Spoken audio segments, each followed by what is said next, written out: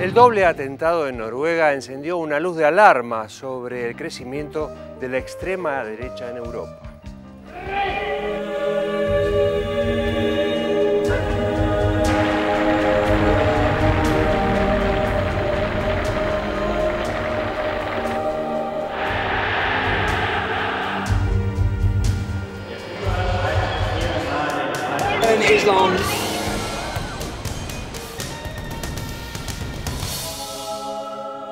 De inspiración ultraderechista, la furia asesina desplegada en Noruega por Anders Breivik, autor confeso del doble atentado ocurrido en Oslo días atrás, sorprendió a las fuerzas de seguridad de la Unión Europea, las que, habituadas a la sospecha metódica sobre todo lo musulmán como sinónimo de terrorismo, desestimaron la amenaza interna. Nacionalista y enemigo declarado del Islam, Breivik, que militó en el ultraderechista Partido del Progreso Noruego de 1999 a 2007, simboliza el crecimiento de la extrema derecha en Europa, que avanza a pasos agigantados de la mano de la globalización, la inmigración y la crisis económica.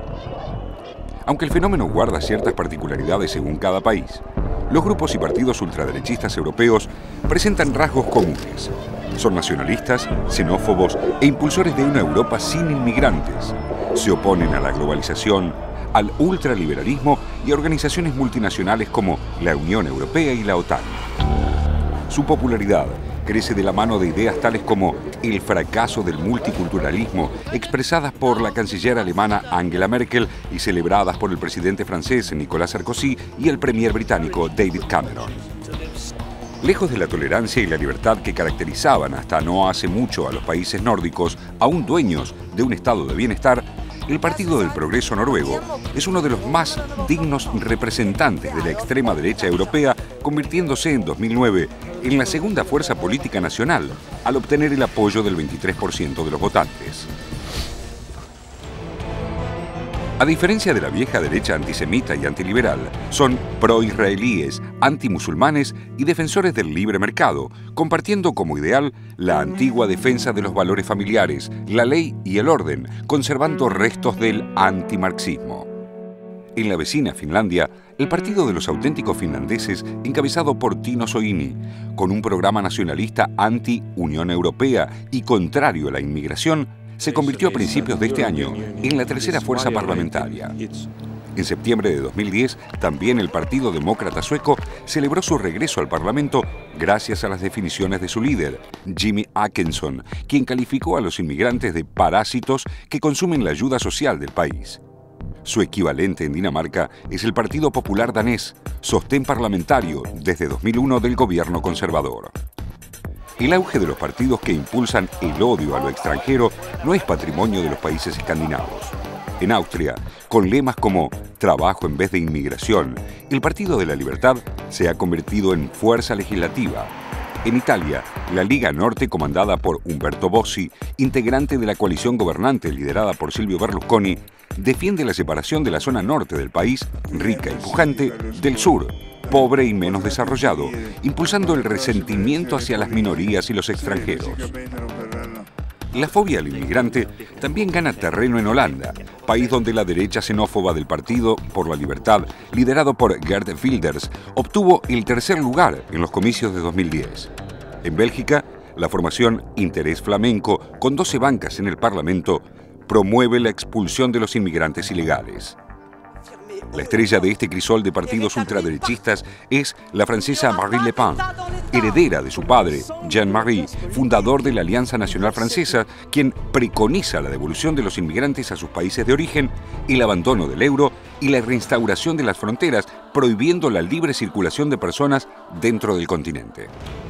En el Reino Unido, el Partido Nacional aumentó su representatividad en un 12,3% en los últimos comicios municipales, mientras que en Alemania, donde el incremento de las organizaciones neonazis es observado con lupa, un grupo denominado los Autónomos Nacionalistas preocupa al gobierno conservador al extremo de temer la probabilidad de atentados similares a los ocurridos en Noruega. Europa del Este tampoco queda fuera del crecimiento ultraderechista. En Hungría, la tercera fuerza más votada es el movimiento por Hungría Mejor, que defiende los ataques a gitanos, judíos, homosexuales e inmigrantes. Aún, Cuando la relación entre el auge de las formaciones políticas de ultraderecha y las manifestaciones de violencia extrema es todavía una hipótesis general, el miedo, la intolerancia, la precariedad laboral y las desigualdades percibidas como consecuencias de la globalización auguran para la ultraderecha europea un crecimiento que representa una seria amenaza para las sociedades donde se arraiga.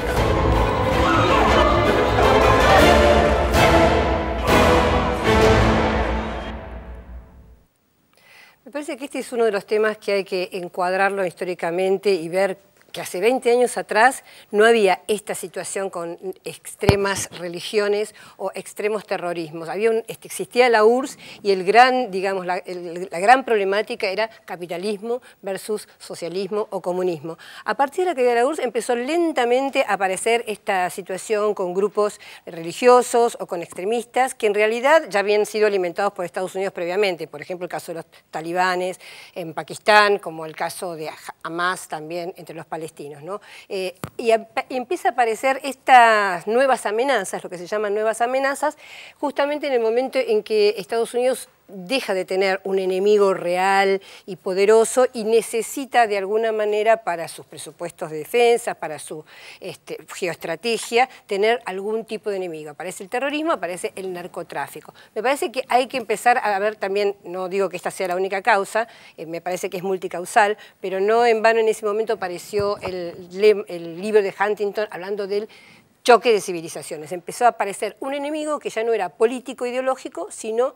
racial o religioso o étnico, ¿no? Sí, básicamente los musulmanes. Acá hay un discurso muy claro de esta extrema derecha europea, antiislámico, antiárabe, antipalestino, meten todo en la misma bolsa, y la gran influencia que tienen algunos blogueros, sitios de internet, principalmente de Estados Unidos, que justamente tienen esta línea antiislámico, antipalestino, antiárabe, y además lo paradójico que se señalaba también en el informe, no son antisemitas, o por lo menos no lo dicen, porque ven a Israel como la vanguardia de la lucha en contra de los musulmanes y en contra de los árabes. Hay un cambio respecto de esta actitud de la década del 30, las imágenes que se veían de Hitler, de este antisemitismo virulento. Además, hay muy pocos judíos hoy comparativamente con los que había a principios del siglo XX, pero esto es masivamente antiislámico. Y una revalorización del cristianismo fundamentalista, sin lugar a dudas, sin lugar a dudas. Que también es... Ajá, y detrás de esto la incapacidad de los partidos tradicionales o la política tradicional para la contención, por ejemplo el tema de los inmigrantes. Por eso me parece que también esto le deja terreno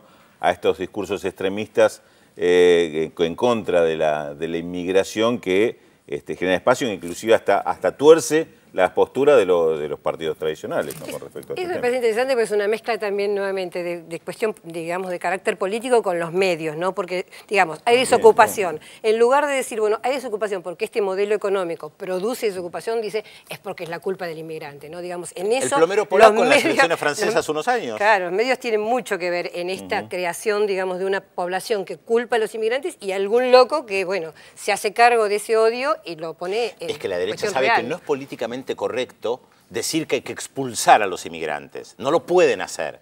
La extrema derecha, que en algunos casos se institucionaliza, tampoco lo puede decir tan abiertamente, lo dice más o menos, hasta que alguien como el noruego actúa, dado que la derecha tradicional no lo hace, la extrema derecha tampoco, hay que actuar. A propósito de Noruega, en el cuarto bloque tenemos una placa especial justamente sobre Noruega, de estas placas que estamos empezando a hacer.